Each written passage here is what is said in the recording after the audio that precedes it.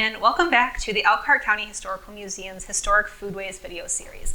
I'm Jennifer Bluen-Policelli, Curator of Education. Today we're going to be making a rather chaotic recipe called turketti casserole. And it is from this 1980 cookbook published by the Midwest Tool Collectors Association. So you'll see what I mean by chaotic in just a minute, but whatever else this recipe is, it does call for turkey. And since we're publishing this around Thanksgiving and around the holidays, maybe you have a lot of leftover turkey in your fridge that you need to use up. So I'm going to show you how to make this, but before we do, let's first dive into the history of this cookbook. The cookbook we'll be working from today was created to support the Midwest Tool Collectors Association efforts to study historical tools. Most likely, this cookbook was a membership perk that you received upon joining the association. And the MWTCA was established in 1968 and it's closely affiliated with the Early American Industries Association. Together, these two groups study and collect historical tools, trades, and industries.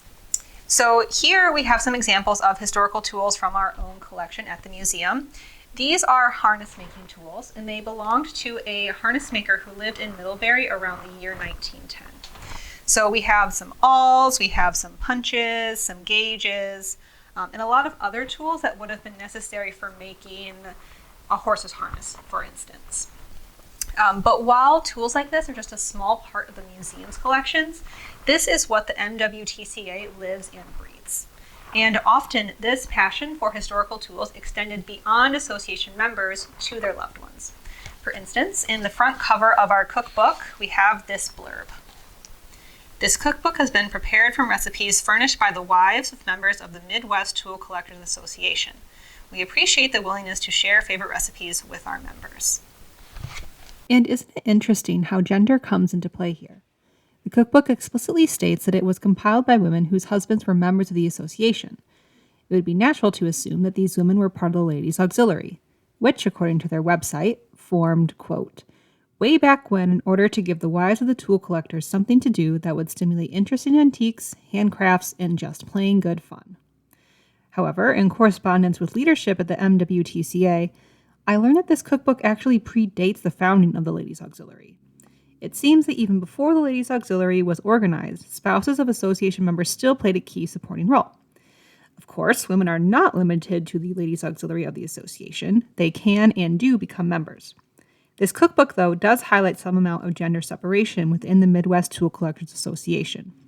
This is interesting because it reflects the gender separation that was idealized in the mid-20th century, when casseroles like the one we're going to make today became popular.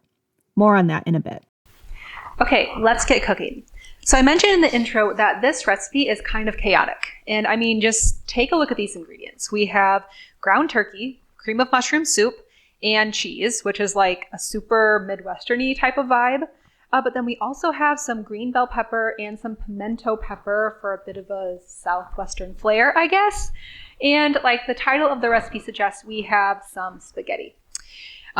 So the preparation for this recipe could not be simpler. We're actually just going to dump everything straight into our casserole dish, mix it all around, sprinkle a half cup of this cheese over the top, and then throw it in the oven at 350 for 45 minutes. So let's go ahead and get started. You'll notice I already pre-cooked our spaghetti and our turkey. And the recipe does not specify what kind of turkey to use. I opted for ground turkey, number one, so that I wouldn't have to make a whole turkey for this. But also, using ground turkey means you can make this any time of year, not just when you have a bunch of turkey sitting in your fridge left over from the holidays.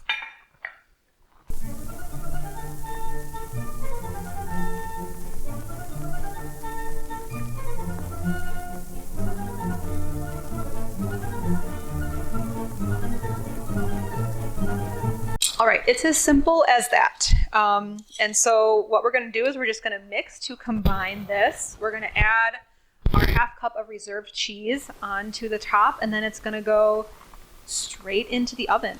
It'll bake for 45 minutes, and then we'll be ready to try it. So while this bakes, though, let's dive into the history of casseroles a little bit. Turketti casserole and its better-known cousin turkey tetrazzini are classic mid-20th century dishes. They epitomize the rise of convenience cooking and processed foods, which really became popular in the post-World War II era. However, the idea of casserole dishes, the combining of all ingredients into one cooking vessel to bake, is centuries old. The oldest casserole-type dishes come to us from 14th century Italy and are basically medieval mac and cheese. In the United States, dishes that resemble the casseroles we're familiar with today appeared around the end of the 19th century. This coincided with the appearance of canned foods such as Campbell's soup and the invention of oven-safe glass. But by the 1950s, casseroles had really taken off. In this post-World War II era, the nuclear family was idealized, and pre-war gender roles were reinforced. However, while some women went from their factory jobs back into the domestic sphere, many others remained in the workforce. Food companies bombarded both audiences with advertisements for food products and kitchen appliances that intended to make cooking for a family fun, quick, and easy. So I think we're ready to try this now. However, this is the part of the video where I need to make a confession to all of you. I am not a cheese person. I just don't like it. But I am going to ask some colleagues to come and try this as well so that you get a fair description of what this actually tastes like. But let's go ahead and plate some of this. Come on in, guys.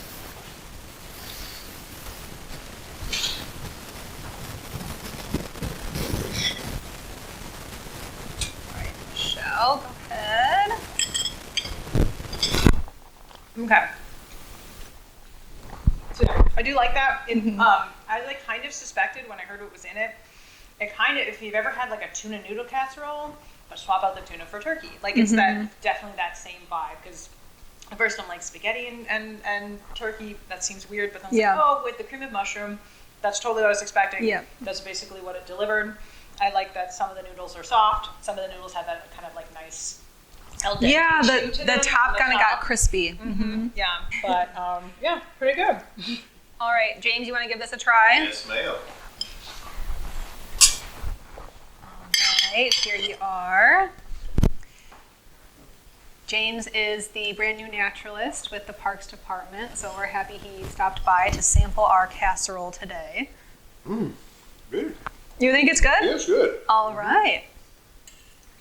Do you have things like this in the South where you're from, casseroles, or is this more of Midwestern? Casseroles, Yeah. What is it, green bean casserole? Green bean casserole, stuff yeah. like that. And we're almost at Thanksgiving, so that's kind of a topical Squash casserole, so yeah, that type of stuff. Man, it's really good. Yeah.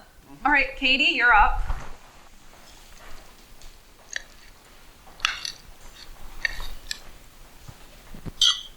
Visually, I have to confess, it's a little off-putting. I think that penne pasta might work better and also would be easier to plate. Yes, you can just scoop it. Yeah. You don't have to like cut it with the spoon before you scoop it up. Yeah. See how it would work better with the penne, so it wouldn't just like slide around. And stab it with your fork instead. Yeah, that reminds me a lot of the tuna noodle casserole. Tuna noodle? Yeah. Okay. Yeah, that seems to be kind of a consensus. Yeah, but that is turketti casserole. Thank you for sticking around long enough to watch us try it. Please, if you are interested, like and subscribe to our page. And then in the comments down below, tell us what you think we should make next. Thanks for watching. See you next time.